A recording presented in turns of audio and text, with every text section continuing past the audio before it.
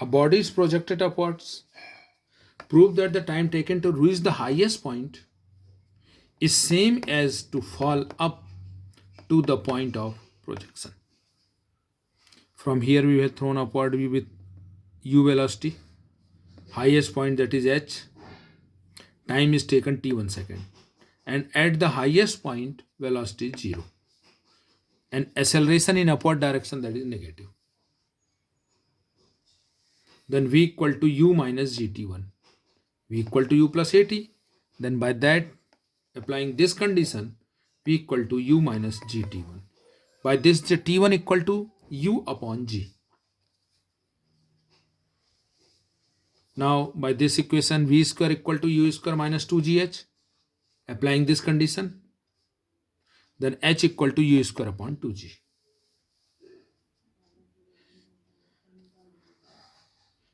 It is upward, going upward. From here it will going downward. U, in the downward case, u equal to 0, t equal to t2 second, a equal to g, positive. Now h equal to, now height h equal to ut plus half gt square. Then h equal to initial velocity 0, then half gt square, gt2 square, then h equal to half gt2 square. In first case, going upward, the height is u square upon 2g. In second case, downward, height is this. Both height must be equal.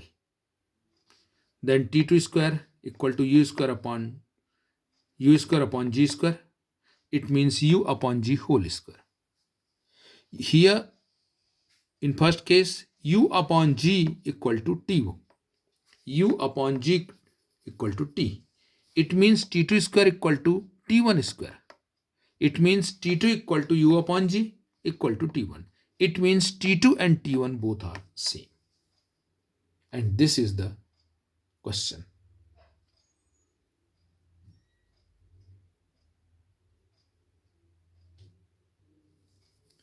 The distance traveled by a particle moving in a straight line is found to be proportional to the square of the time elapsed. Is it moving with constant speed or constant acceleration? Explain.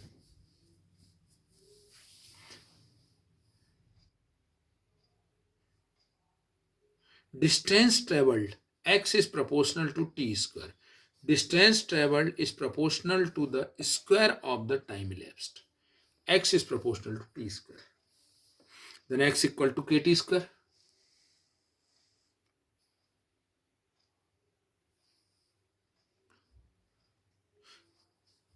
Then v equal to dx upon dt equal to dx upon dt kt square. 2 kt, it means 2 kt. 1. First equation, velocity equal to 2 kt.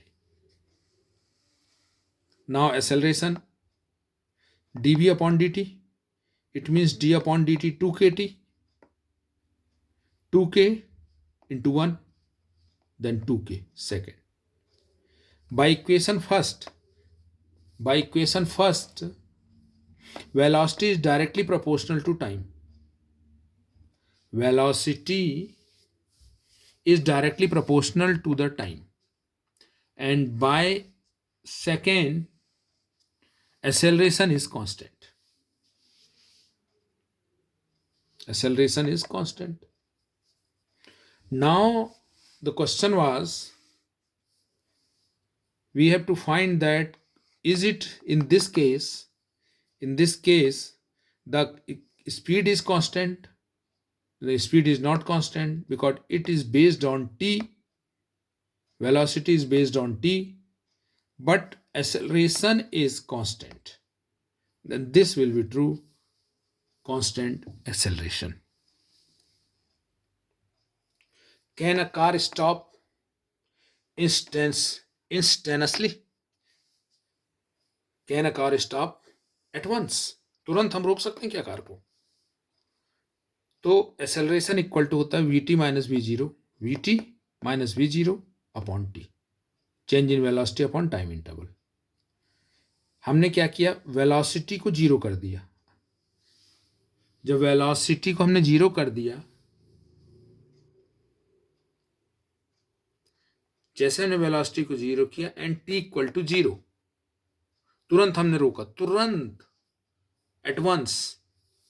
तो T equal to हमने zero लिया, मतलब break हमने apply किया और T zero हो गया, time zero, तुरंत रुकना चाहिए, तो वेलोसिटी जीरो होनी।